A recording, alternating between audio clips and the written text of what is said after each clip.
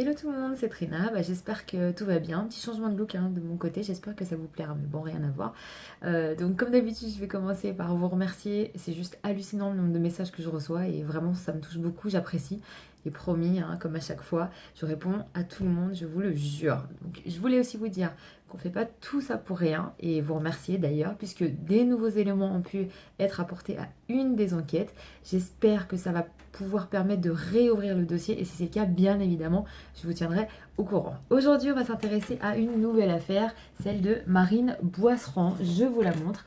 Elle a été retrouvée morte, poignardée de 12 coups de couteau le 11 octobre 2005 au domicile familial dans le Rhône à Chazay-d'Azergues exactement, chemin des Aubépines où elle vivait avec ses parents et ses deux frères. Elle avait 20 ans.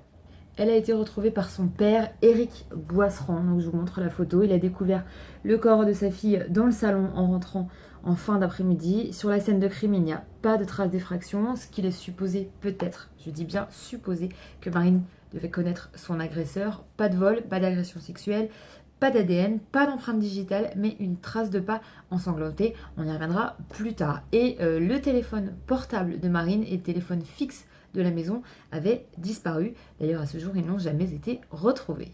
Alors, je vous explique le déroulement des faits en essayant d'analyser en même temps. Vous aussi, vous me direz d'ailleurs ce que vous en pensez, parce que je trouve qu'il y a quand même pas mal de choses qui sont assez louches dans cette affaire. Donc, je précise une fois de plus, parce que c'est important, que je ne donne que mon avis. Je ne fais que donner mon avis sur des faits qui sont rendus publics. Je n'incrimine personne. Vraiment, c'est très important de le souligner.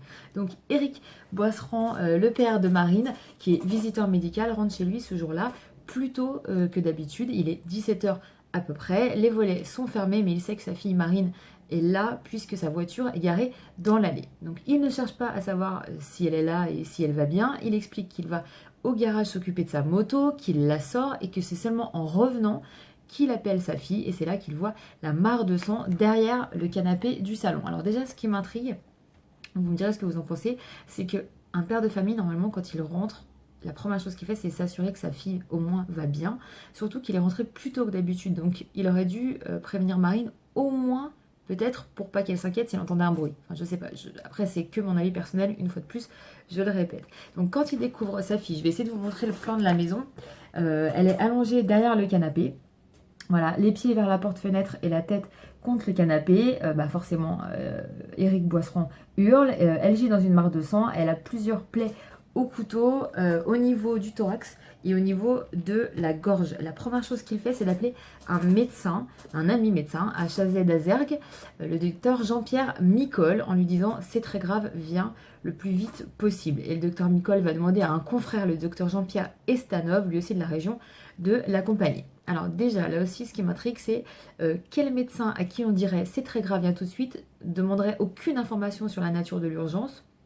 Surtout que le docteur Jean-Pierre Estanov travaille avec des pompiers urgentistes. Donc pourquoi il ne les a pas appelés aussi pour leur dire de se rendre sur les lieux? Et puis il faut savoir que la femme d'Éric Boisserand, donc Muriel Boisserand, pardon, la mère de Marine, j'espère que vous me suivez, elle est aussi médecin. Donc pourquoi le père de Marine n'a pas en premier lieu appelé sa femme? Enfin, je sais pas, dans l'urgence, en découvrant sa fille dans une mare de sang, si sa femme, on appelle sa femme, si de surcroît elle est médecin, on a 2 fois plus de raisons de l'appeler. Je répète, et je vais le répéter jusqu'à la fin de la vidéo, je vous préviens, même si c'est un peu lourd, vraiment, ce n'est que mon avis. Donc quand le docteur Micol arrive sur place, Éric Boisserand, donc le père de Marine, lui dit « Marine s'est suicidée ». Donc la question là aussi est pourquoi il pense à un suicide alors que déjà elle est dans une mare de sang, qu'elle a plusieurs plaies apparentes à la gorge et au niveau du thorax et que d'après les expertises, il y a du sang, je cite, partout sur les murs. Ça, c'est un petit peu bizarre. En observant la scène, le docteur Micol lui dit « Ne touche à rien, ce n'est pas un suicide, c'est un meurtre ». Il faut savoir que des traces de pas ont été retrouvées dans la mare de sang et une seule en dehors. D'après les rapports d'expertise, l'analyse des traces de pas a révélé qu'une seule était inconnue. Les autres appartiennent toutes au père de Marine, donc Éric Boisserand, et aux 2 médecins. Là aussi, c'est assez intriguant. Les médecins, normalement, ils sont censés être formés sur le protocole à suivre en cas de scène de crime, on va dire, parce que c'est évidemment une scène de crime. Donc déjà, il faut surtout pas contaminer une scène de crime et encore moins la piétiner. Donc j'aimerais savoir s'ils ont fait un acte médical ou quelque chose comme ça pour laisser des traces de pas dans la mare de sang. Surtout que c'est quand même un médecin qui en premier a dit surtout il ne faut pas toucher à quelque chose. Donc cette empreinte de pas pardon, qui n'appartient à personne, elle paraît fausse en plus puisqu'il n'y en a qu'une seule en dehors de la mare de sang. Donc à moins que le tueur ait réussi à s'envoler, je vois pas pourquoi en sortant d'une mare de sang on laisse une empreinte de pas puis pas d'autre. Donc selon moi, je répète encore une fois, ce n'est que mon avis, ce n'est qu'une analyse personnelle. Selon moi, c'est une fausse trace de pas qui a été créée. Il suffit d'avoir une basket, de se tenir à un endroit, ne serait-ce que par exemple se mettre sur le canapé et tremper la basket dans la mare de sang et faire une trace après. Mais bon, une seule trace, ça me paraît un petit peu bizarre. Il devrait au moins y avoir des traces partielles un peu plus loin à la suite de celle-ci. Si vraiment c'est celle du tueur qui a piétiné dans la mare de sang et qu'après s'est échappé. Il y a aussi des contradictions entre les déclarations du père de Marine et les déclarations du docteur Estanov, qu'on peut entendre d'ailleurs dans l'émission Non élucidée du 3 avril 2015, si je ne me trompe pas. Le père se souvient qu'il avait poussé le sofa pour dégager la tête de Marine, mais le docteur Estanov, qui est arrivé après, dit qu'il a trouvé Marine, je cite, la nuque posée contre le bord du canapé. Donc là aussi, cherchez l'erreur. Alors, concernant l'arme du crime maintenant, on sait que c'est un couteau. Et dans la cuisine des Boisserands, il y a un bloc de 6 couteaux. Et dans ce bloc-là, le jour du crime, il n'y en avait plus que 5. Et personne chez les Boisserands ne se souvient si le bloc était complet avant le crime ou pas. Là aussi, c'est encore quelque chose de bizarre. Je vous montre, enfin je vais essayer, sur le plan de la maison. Voilà, donc le salon qui est là est plutôt éloigné de la cuisine qui est ici. Donc il y a même des marches pour y accéder comme vous pouvez voir et il y a 2 murs qui les séparent. Depuis le salon, il n'y a pas une vue directe sur une cuisine qui serait ouverte par exemple, puisque vous voyez qu'il y a une toute petite ouverture. Donc on ne peut pas dire que le meurtrier, par exemple, imaginons que ça ait dégénéré, que ça ne soit pas prévu, il aurait pu apercevoir le bloc de couteau si la cuisine était ouverte et aller le chercher. Mais là encore, elle était retrouvée près de la porte d'entrée. C'est-à-dire que si le meurtrier avait vu au dernier moment le couteau, il aurait dû traverser, monter les escaliers, traverser cette pièce et rentrer dans la cuisine pour prendre le couteau et revenir. Elle était près de la porte d'entrée. Dans ce cas-là, elle aurait pu s'enfuir. Donc moi, je pense que c'est quelqu'un, si l'arme du crime est bien le couteau qu'il y avait dans ce bloc, c'est dans ce cas quelqu'un qui connaît les lieux et qui devait l'avoir sur lui avant. Si c'est bien l'arme du crime correspondant à ce bloc de couteau-là. Alors du côté de la victimologie maintenant, il faut savoir que Marine Boisseron était en 2e année de BTS comptabilité au lycée Notre-Dame de Villefranche-sur-Saône. C'était apparemment, d'après tous les témoignages, une fille sans histoire. Je vous rappelle qu'elle avait 20 ans. Elle fréquentait un autre élève qui s'appelle Ludovic Pierrefeu de ce même lycée. Et elle avait rompu avec lui quelques temps avant d'être tuée.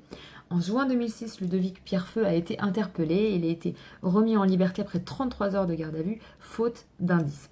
Du côté de l'enquête maintenant, elle piétine. Le jour du meurtre, un jeune homme en jogging blanc a été aperçu en train de courir à proximité du domicile de Marine. Et 2 témoins qui sont des collégiens auraient reconnu, selon le journal Le Progrès, sur photo, Ludovic Pierrefeu. Le père de Marine, lui, serait convaincu de sa culpabilité. Elle expliquait que cette relation ne convenait pas à Marine et qu'elle lui aurait mis un terme définitif parce qu'il était jaloux et possessif avec elle. Mais là encore, ce ne sont que les déclarations du père. Et puis, comme je l'ai dit, faute d'indice, il a été relâché. En ce qui concerne maintenant la famille Boisseron aujourd'hui, alors il faut savoir que depuis le meurtre de Marine, ses parents ont divorcé. Je vous remontre le père Éric Boisseron, voilà. Et Muriel Boisseron, donc la mère de Marine, n'est jamais revenue dans la maison familiale. Elle est toujours suivie psychologiquement aujourd'hui. Elle n'a jamais pu reprendre son travail, ce qui se comprend bien évidemment. La famille a éclaté. Un des frères de Marine, Loïs Boisseron, que je vous montre ici, a dû partir en pension. Et Pierrick Boisseron, l'autre frère de Marine, a raté sa fac de médecine, sa 2e année de médecine, pour la 2e fois. Suite au divorce, Éric Boisseron a gardé la maison et aujourd'hui ses finances lui permettent de profiter de sa passion pour la navigation de plaisance. Je vous remontre Marine. Voilà, Marine Boisseron. On n'a toujours pas retrouvé son meurtrier aujourd'hui. Donc si quelqu'un parmi vous a entendu quelque chose, a vu quelque chose, il faut se manifester, vraiment c'est important. Il est hors de question de laisser un meurtrier tué en toute impunité, mais hors de question, et ensemble on peut faire bouger les choses pour faire éclater la vérité. Gros bisous.